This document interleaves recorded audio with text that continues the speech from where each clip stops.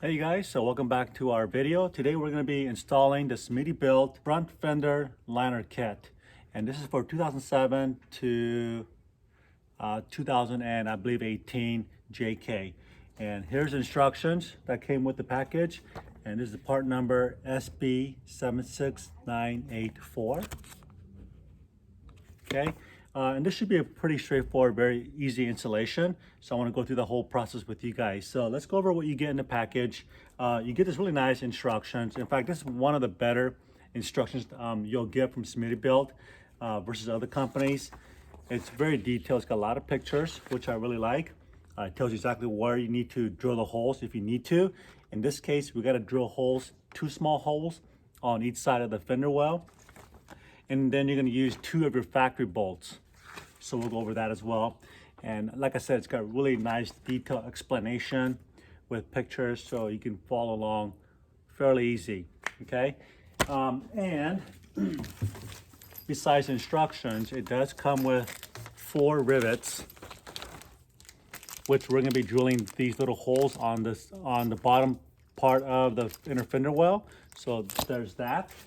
And I want to show you guys what this is all about. So this is aluminum black powder coated finish. I really like the fact this is hidden, but there's also some little vents for to let the air flow.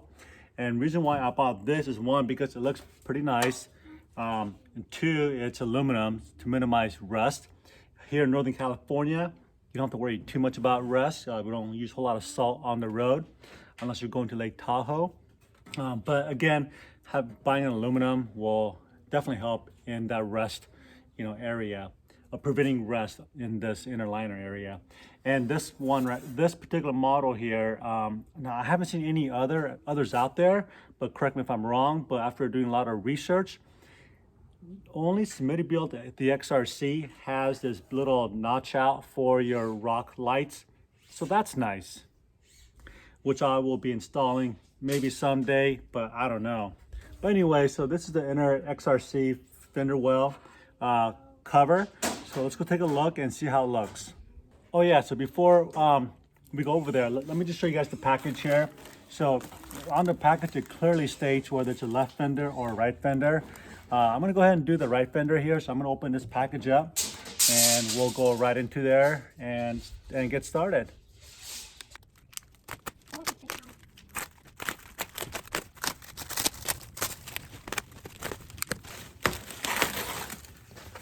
All right, so they've done a really nice job of bubble wrapping this. And there you go, out of the box. And we're gonna go ahead and slap this bad boy in, and let's see how it all fits. So as you guys can see, my access here is pretty easy. I don't need to take really anything off. It's missing the inner fender well cover right now. And to take this outer fender off, it's gonna be really easy. But I don't think you need to take this off, but just to loosen it. So one last thing that you'll need is, if you don't have, so you will need to have your factory bolts that goes right here for your existing fender. So if you don't have that, what I recommend is going down to Home Depot and picking up these bolts. Now, if you go to a dealer and looking for factory bolts, which is nice, they want $6, actually $5.95 for one. And you're gonna need at least 4, 2 on each side.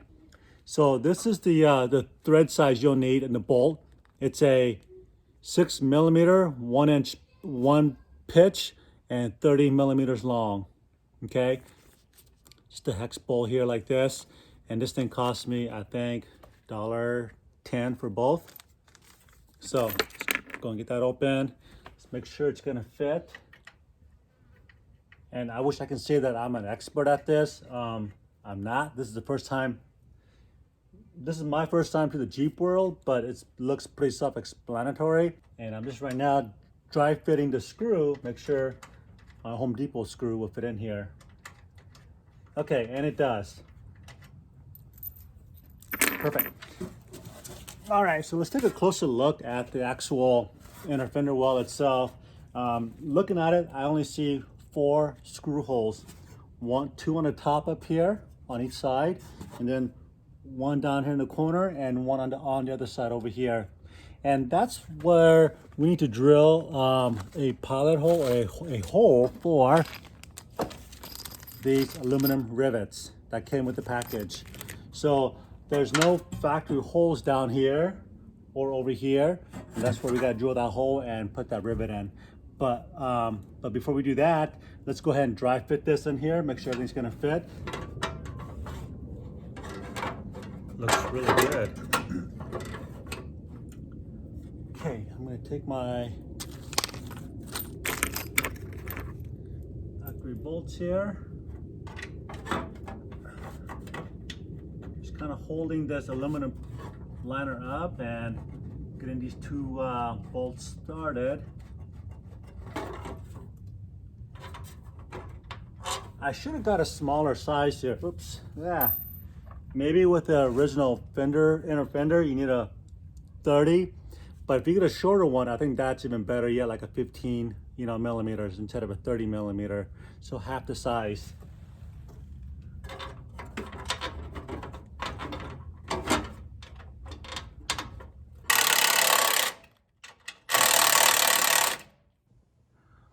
Okay, so these are the two factory bolt right here. They're not the factory bolts, but this is the factory holes, so you can mount this in there. So I guess what I was trying to contemplate is, do I really need to loosen this, the outer fender well? And the answer is no, you don't. I thought I needed to, but you don't.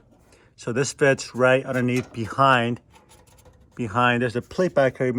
There, you can kind of see it right there. It fits behind that plate. So there's no need to remove this if you guys have a factory one. Most likely it'll fit just fine. Okay, so now this is kind of sitting up here. It's not tight at all. Here's that little hole I need to drill right here for the rivet. And the other side is down here. That's where the other rivet will go.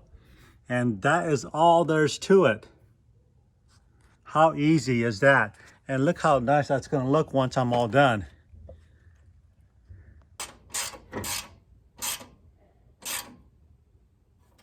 Okay, so everything is sitting pretty good.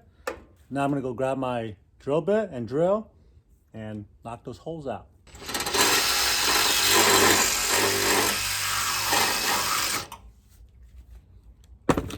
Okay, so for this process, you're gonna need a 3/16 drill bit.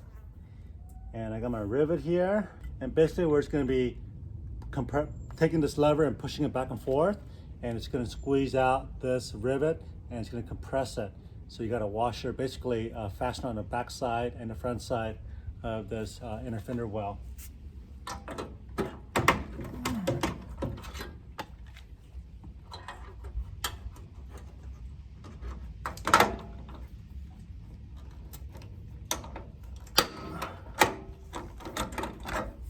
Okay, there you go. And then it breaks off when it's done.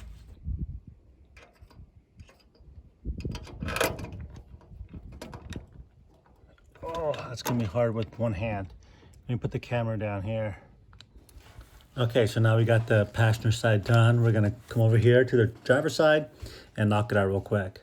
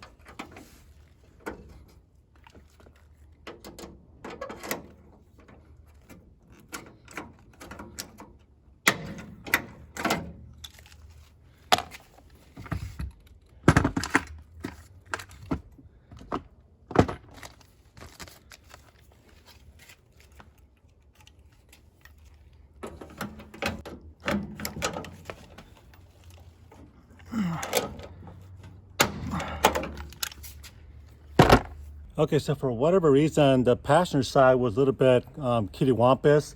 The corners didn't want to sit properly on the body or the frame, so I just pushed it back in there and then put the rivet in and called it good. So just to confirm, yeah, you don't need to remove your stock or this particular fender, the outer fender well. It fits right in there without having to touch this. So anyways, it was really simple. Hope you guys enjoyed the video and thought this would be helpful. If you guys liked the video, it'd be awesome if you guys would give me a thumbs up or leave me your comments on your other brands you've used in the past that is equally nice or better than the Smittybilt XRC.